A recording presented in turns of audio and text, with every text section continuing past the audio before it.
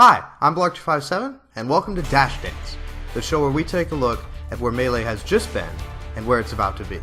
This is the show for the week of May 23rd, 2018, and for today's Look Back, or Dash Back, we take a look at Get On My Level 2018. The Canadian Major was chock full of talent and interesting plays as per usual, and also as per usual nowadays, it was Hungrybox, world number 1, against the field in the minds of most viewers. And indeed, Hungrybox made it to winners finals fairly easily, defeating Axe to get there, and in the process, perhaps dodging Amsa, who famously upset him at Summit and is his quote-unquote worst loss in some time. Once there, Plup managed to get the upper hand, winning 3-1 after beating Mewtwo King to get into winners finals, but as with Nudes Oakland, Hungrybox cast aside the losers player in his way, then beat Plup 2 straight, by the score of 3-2 and 3-1 this time, to be crowned champion of Get On My Level. This performance seems like a good reflection of Hungrybox's present place in the game. He is the perpetual favorite, but he's certainly mortal, though it took the aforementioned loss to Amsa and another to Mango at Summit to get that second notion enforced. Of particular note beyond that was the run of Zain hot off the third place finish at Summit.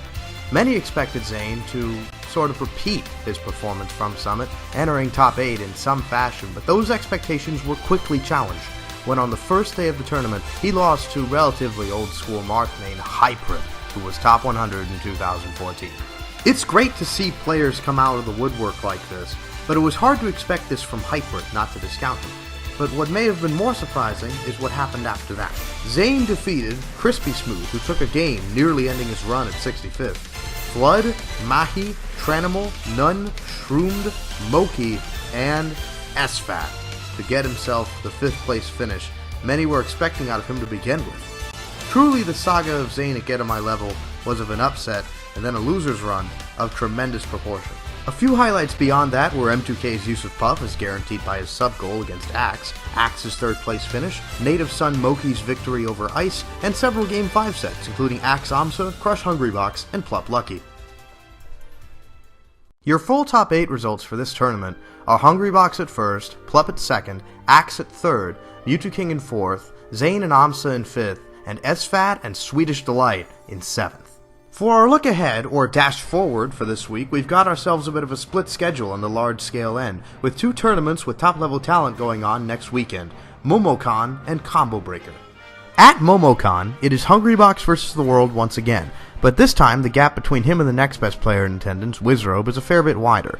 Though Wizrobe has beaten Hungrybox before, times have changed, and expectations are different nowadays, and indeed it's been a while since he pulled it off. For him to take even one set would be huge for his campaign this year. Also in attendance are Nun, Ryan Ford, La Luna, King Momo, Homemade Waffles, and Smash Bob SquarePants.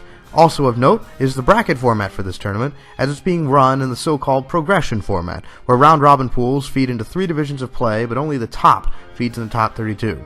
This provides more games for those outside the main ranks, and it'll be interesting to see how Melee players like it, as a format similar to this has been in use in 64 for quite a while now. Meanwhile, looking at Combo Breaker, the field's a bit closer, but the ultra top-tier talent is not there, not to discount the players that are. Looking at the entrance list, to me it seems a lot like an 8-man contest for glory between S2J, Duck, Swedish Delight, Nintendo, KJH, Ginger, Absent Page, and Legend. Though these players can be separated a bit, the potential for upsets and interesting matchups is there, and the interactions of those 8 players are sure to be the main story when we revisit it next week. Hi again, thanks for watching. I hope you liked it, and if you did, good news, I'm trying to make these every week or 2. So you can look forward to more of them, and if you'd like to know when they come up, you can subscribe to this channel, or follow me on Twitter at Blark257. I hope to have entertained you, and I'll see you soon.